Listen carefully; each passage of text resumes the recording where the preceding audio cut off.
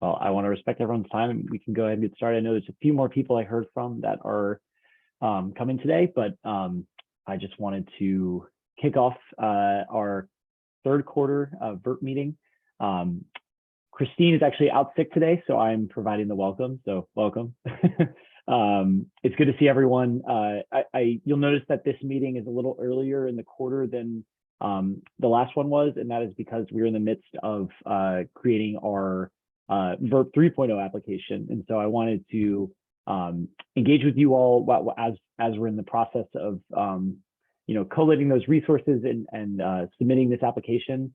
But we can get into that in a little bit, and be happy to answer any questions and kind of give you at least first a overview of how we envision this program. But Dave, I'm kind of putting you in the spotlight. We had our mid-year review with DHCD last month, and basically because the calendar, the current 2.0 grant is for calendar year 2022. So we met with DHCD to kind of go over our progress or how they sort of think we're doing. And they said that we're pretty much exactly where they thought we would be. And obviously it took a little bit. I mean, Dave can speak more to the specifics about when folks were hired, but in terms of the spend down rate of the amount of money that PHA received, they're not concerned about the PHA's ability to spend down that funding. So Dave, I don't know if you wanted to talk a little bit more, and then also maybe talk a little bit about your new AmeriCorps Vista member. Might be worth talking about. Sure. Yeah, I thought that was a positive conversation with our DHCD contacts. And as you said, when they look across the state at all the VERP grantees, we're sort of right in line with where they expected us to be at that time. And our staff continue to do a good job of addressing the needs of folks that come our way. We've been doing more to get the word out about the VERP program, make sure people, among our community partners know that we are taking referrals. We have funds to administer. We have support to provide. And so thank you to everybody on this call that's been helping to get the word out. Really appreciate. I don't see if I can't see everybody on this call, but really appreciate Philip. Oh yeah, Philip's on the call. Philip Holbrook in particular for helping us to get the word out among Albemarle County DSS and housing staff. That was huge. We've had great conversations with some city staff and others just putting the word out. And to that end, we do now have, as of this week, a full-time AmeriCorps Vista person. Her name is Kenna Campfield, whose job is to do community outreach and community engagement around not just VERP, but all the programs under the roof of the Financial Opportunity Center and Housing Hub for PHA. So we're really excited to have her involved. You'll be seeing her face all over town at different community events. If you do ever have an upcoming event where it would be helpful to have somebody give out information about PHA and our programs and VERP in particular, please let me know, because we want to get her out and about. So yeah, I think things are moving forward. Obviously, we've been focused heavily in the last couple of weeks, or last several weeks, on putting together our VERP renewal application, with Ian taking the lead. Thank you again, Ian, for all your work on that. And I'm probably jumping ahead on your agenda, but one of the key focus points for VERP 3.0 is they really want to see us strengthen the court navigation work that goes into helping people navigate that eviction process. So, even though VERP in general is designed to kind of get out in front of the eviction process, but they also want to see us do more, and not just in Charlottesville, but across the state, see us do more to help people that navigate the process once they've actually received an eviction notice. So we've had a whole series of meetings with legal aid. They've been great. And with DSA and others to think about what a more robust court navigation process could look like here. And I know there's an MOU being put together as we speak on that. And hand in hand with that is we are also developing a landlord-tenant mediation program, which also feel will be helpful in diverting people from eviction. So our landlord navigator, Claudette Green, is currently getting trained as a landlord-tenant mediator. And we're hoping the courts will look kindly upon that resource and refer people to mediation rather than having them go through this very destructive process of eviction. So lots in the works, lots happening. Happy to answer any questions. So.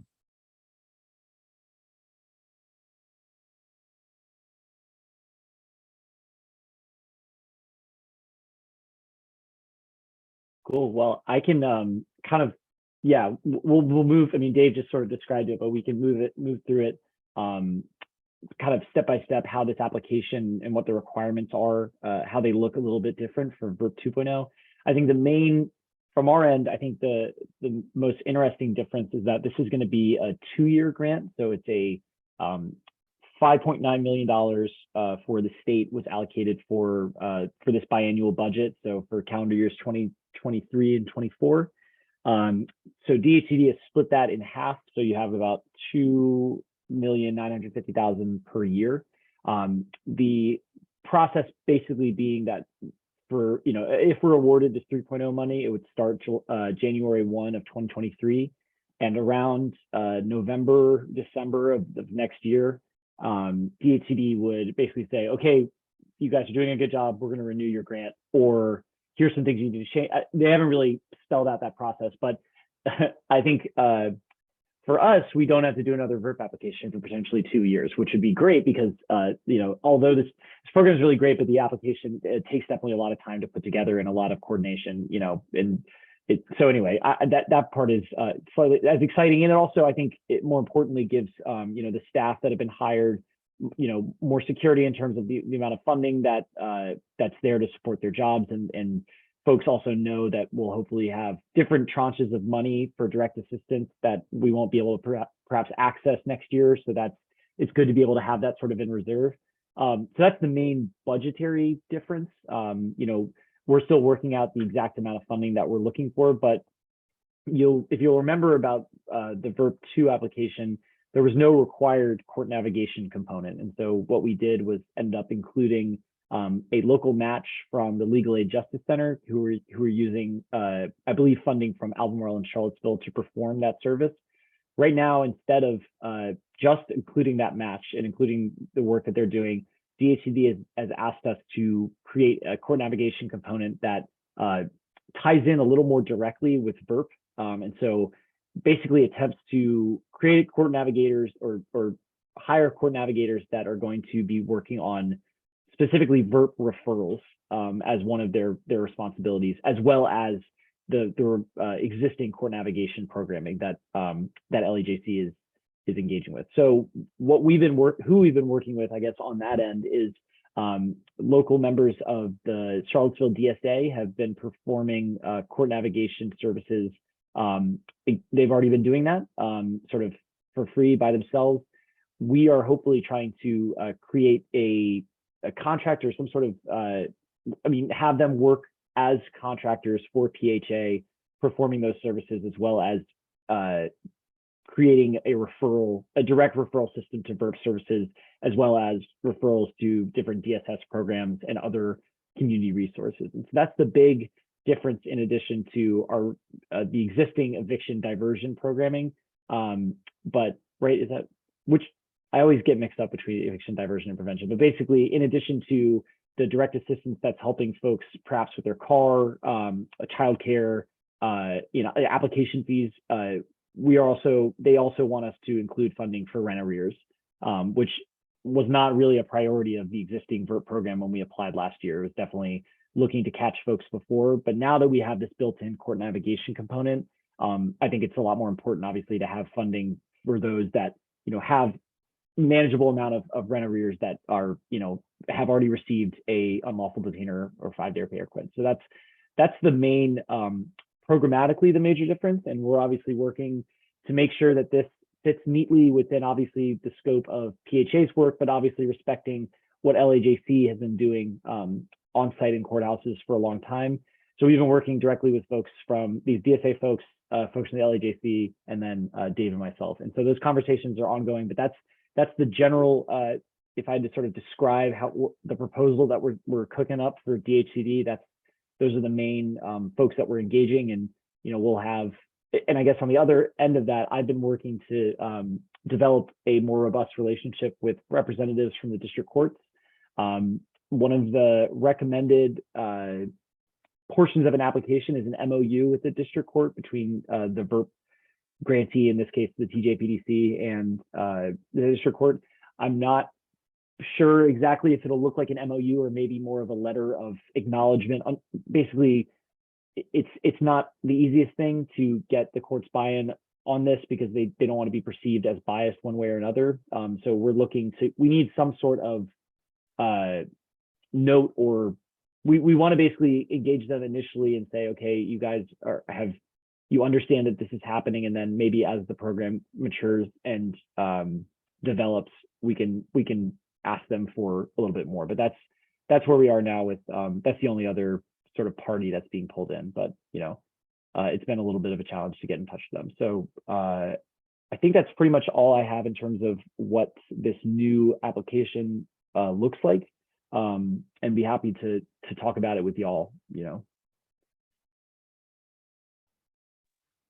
Hey, Ian, this is Philip Holbrook. Good question. You mentioned the rental arrears. Can you talk about that? And is that something, I guess, where are we getting the funding for that? Yeah, so that's, we can ask the state as a part of our budget to have that be a part of the VERB program. Okay. Yeah. So yeah, it was kind of a little bit of a U-turn because initially they were primarily focusing on non-rental assistance, but something changed. And, obviously the resources are sort of expiring for a lot of folks to access. So maybe they kind of thought that it would make sense to fit it within the VERB program.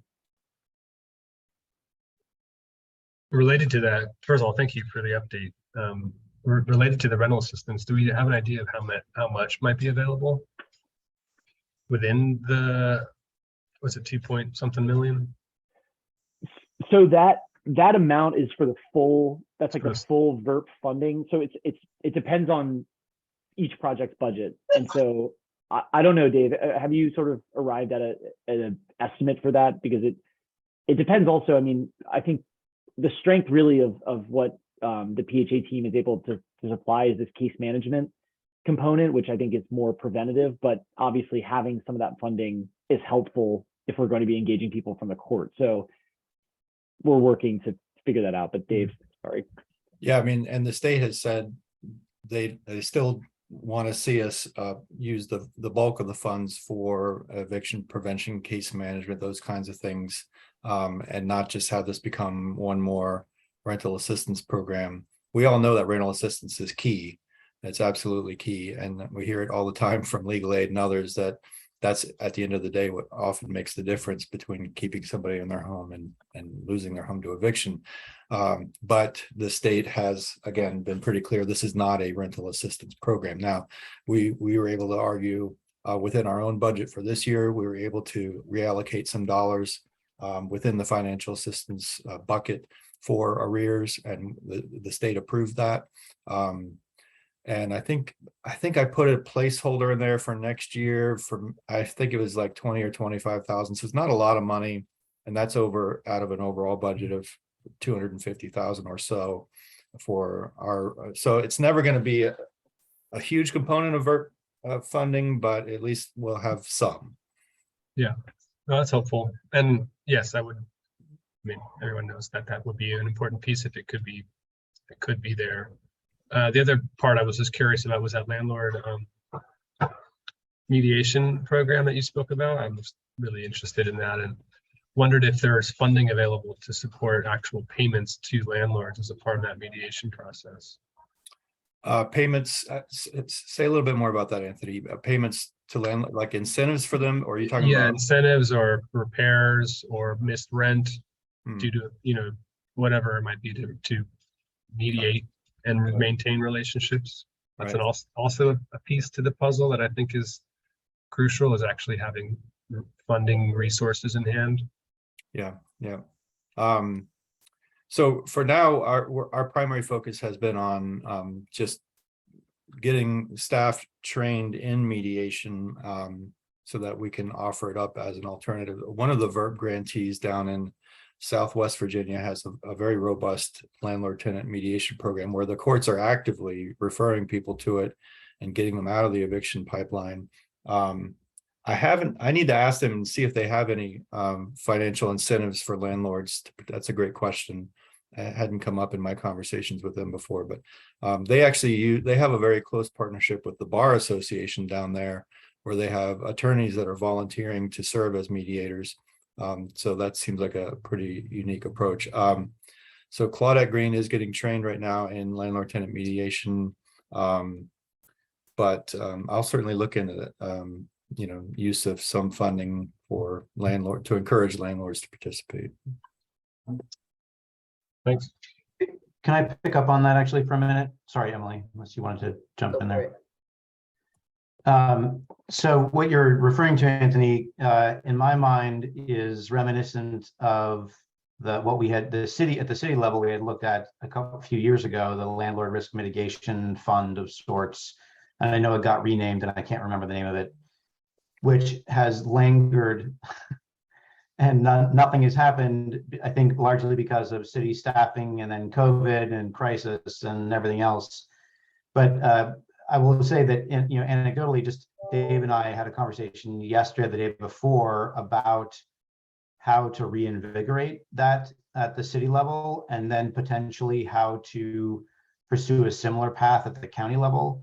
And this kind of goes to you, Philip, as a consideration, because I'm not sure that the VERP funds are going to be the best source for that. And frankly, I think both the city and the county will be better positioned to set aside a pool of funds. And just as a catch everyone up, just very quickly, the basic premise was the idea that, and this is for the city at the moment, but the city would set aside some pot of dollars, I don't know what we talked about, 75,000 or something, that would essentially act as a guaranteed escrow to landlords to cover the cost of deposits and potential repairs.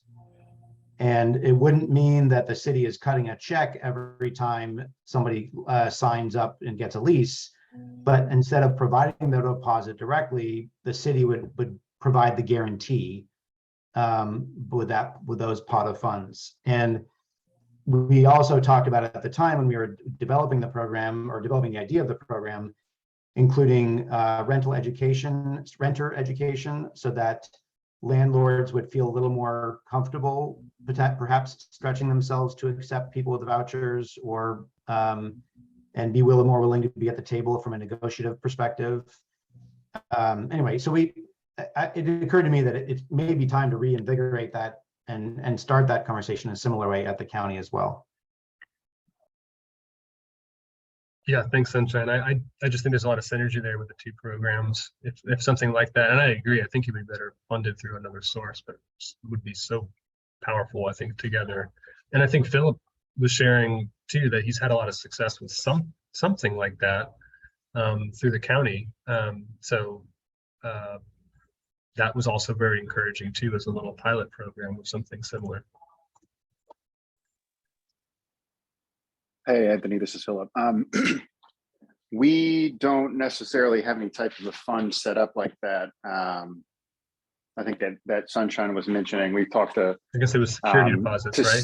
Yeah, and we talked to Yeah. Stacy Pethia about this a fair amount, and Khaki. I mean, that idea is certainly something that we're aware of, and who knows, maybe interested at some point, that revolving fund. But yeah, we've had success with security deposits being paid on behalf of our voucher holders, and that was through ARPA. So that might be what you're referring to, Anthony. And that's been successful, taking that on. The other potential resource for the mediation idea is the Charlottesville Mediation Center. They're really interested. They've had mediators in court and found that this is months and years back that they really weren't utilized much. So the mediators basically didn't want to continue doing it. But if we could get a more compulsory, type of approach where judges require landlords to go to an orientation, that might help. Excuse me.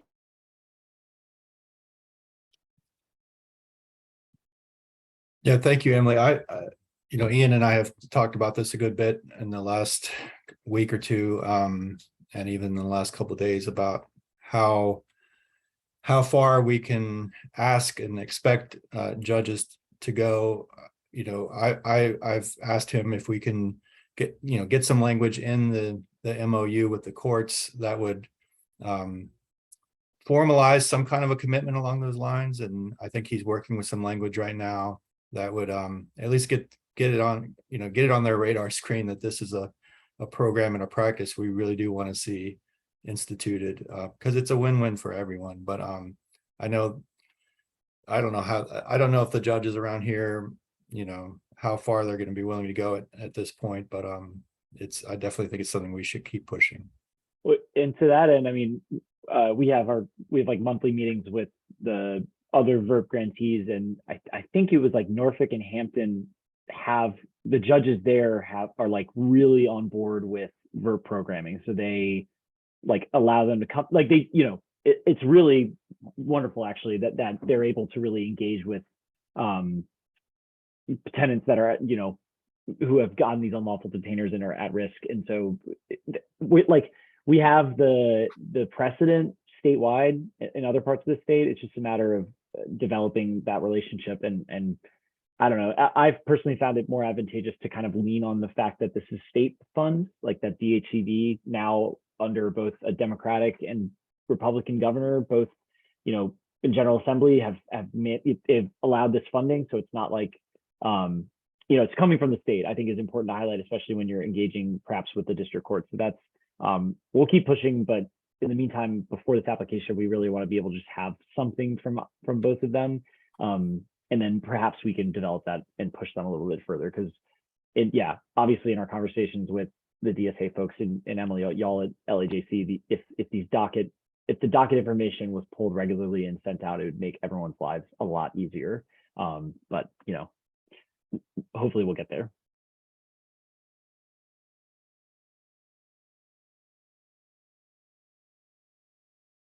Are there letters of support from those other localities in Southwest Virginia and Norfolk and the other one that you mentioned that the judges are on board? Are there like these judges can vouch that this is impactful and that we've gone on board and we've demonstrated change? Sometimes like case studies or like judge to judge can be helpful. So I wonder if those other folks on your monthly meetings would be, since they already have a relationship, could be like, can your judge write a vouch for us or vouch for VERP?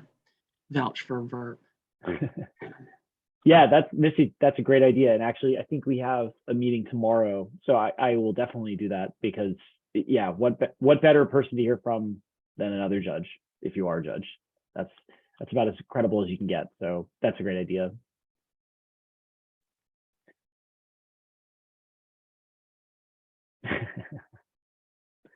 It's like the silliest acronym ever, but it's all part of our lexicon now. Does anyone have any more questions about the application itself? It's due on, I guess I should have mentioned, it's due on September 16th. We're hoping to have it in before that day. I believe it's due at midnight, but I will say they gave us a lot more time than they did last time. I think they gave us like 3.5 weeks last time or something ridiculous. So hopefully we'll be able to get it in and not feel totally up against the gun. But I'll obviously be in touch with the advisory committee after we submit it and kind of give you, and I can be happy to print out the application once it's done to attach as a PDF just so everyone can look through it. But it is all coming together. It's taking up a lot of bandwidth, but I really think this court navigation component could really make a huge difference if we're paying people to do this outreach and canvassing and connect them with these resources. Good thing. Great. Well, Dave, the only thing I have left is, maybe I know you already talked about what Claudette's up to, but I don't know if you want to talk a little bit about the case management stuff, or sort of who exactly you're seeing right now from which areas, and then maybe you can obviously talk about more broadly the housing hub and what's going on with y'all. Bye, Sunshine. Yeah, I was hoping Tanya was going to be on the call today, but I don't see her. I know that Tanya Howard, as our VERP case manager, eviction prevention case manager, has been getting a steady stream of referrals, but please continue to send people her way. She still has additional capacity and funds to be able to help address issues that folks may have that would otherwise lead them to eviction, or could lead them to eviction. So yeah, she's had some really impressive successes already. And again, I was hoping she'd be on the call so she could talk about a few of them, like people that were really struggling, and she was able to help them, figure out their finances and help take care of some of their bills so that they could get back on track with their rent and stay in their housing. So there have been some initial successes, but please, we need more referrals. We would hate to be in a position where there's people out there that could use help that aren't getting it, or we'd really hate to be in a position where it gets to be December 31st and the state says we have to return any unspent funds. We don't know if they're going to do that yet, but that would really suck. So we don't want any unspent funds. And so please keep sending people Tanya's way. If you need her contact information, you can contact me. But yeah, I think she's been doing a great job. So I know it's frustrating sometimes. There's some people that have just fallen so far behind, and it's hard to know how to get them back on track, but she's very patient with people and doing her best. So is she available to do a presentation for our hotline operators? So absolutely. can I just find Yeah. her contact information online? Yeah, all right. I'll send it to you right after we hang up, Misty. Yes, absolutely. They have standing staff meetings, so it'd be helpful if she could plug in, Okay. because there may be a referral or a questionnaire that we could add to HMIS questionnaire that determines what would be a good referral. That'd be great. Dave, if there's updated information now that Tanya's on board from your presentation to our staff, if you can send a flyer or something, or that Okay. might jog people's memory to check with you all, if it looks like you're the best resource. Great.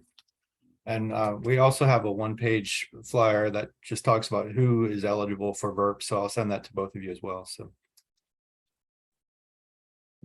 One thing I forgot to mention about the new one of the other part of this new 3.0 is, I guess, just because I heard Misty and Sue talk, they want us to have a more, we're kind of talking about DSS referrals to VERP, but they want to have they want basically VERP staff to establish a more formalized referral process to programs that you all administer. So like SNAP, WIC, TANF.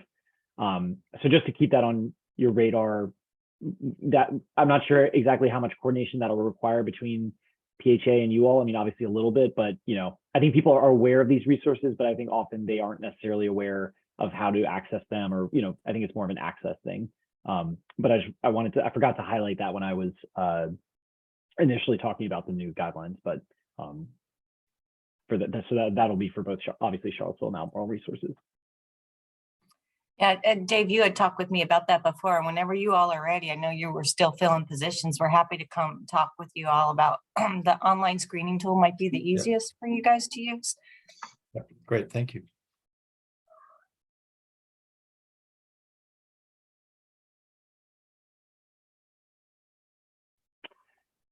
Any other questions or comments? Well, great.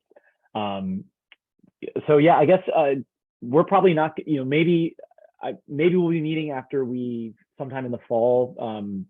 I know I'd have it on December here. That's just because we've been meeting usually the last month of the quarter, but pending, I probably will get everyone together if we get this money, I guess, regardless, but I don't know when the grant award will happen, just maybe in late October, early November. But once that happens, we'll be sort of embarking on this new variation of the journey we've been on. So it'll be good to get everyone together, and hopefully we'll have maybe some representatives from the district court come in, and we can, things will change. But again, very much appreciate everyone's support and all the letters of support that you all were able to provide for this grant. And we're really looking forward to hopefully getting some more money and doing some more good stuff here. But really appreciate everyone's time. And please feel free to reach out to me if you have any specific questions about the grant, but I will probably refer you to Dave if you have any questions about the actual PHA programming, because they are the experts. Emily, were you gonna say something? Oh, I was just about to say good luck. Hope Oh, it thanks. Yeah, I'm excited for it to be September 16th. Yeah, thanks, Ian. Thanks, Dave. Bye. Thank you, everyone. Thank you guys. That's right.